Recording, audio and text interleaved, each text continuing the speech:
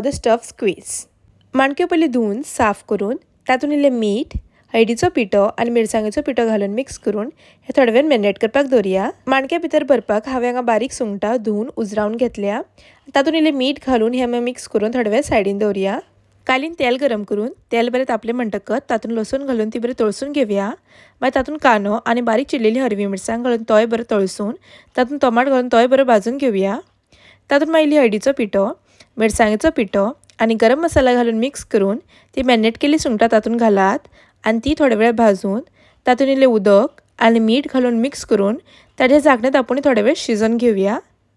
आनी अशे तरेन तुमचें स्टफींग तयार जाल्लें आसा. आतां तें तयार केल्लें स्टफींग त्या माणक्या भितर बरें भरून घेवया आनी मागीर ताका टूथपिकान अशें बरें सील करून घेयात. मागीर तें भरिल्ल्या माणक्यांक दोनी सायडींनी रवो लावन घेवपाक जाय. कालीन तेल गरम करून तातूंत ती रवो लायिल्ली माणकी एक एक करून कायलीर घालात आनी ताजे वयल्यान इल्लेशें तेल घालून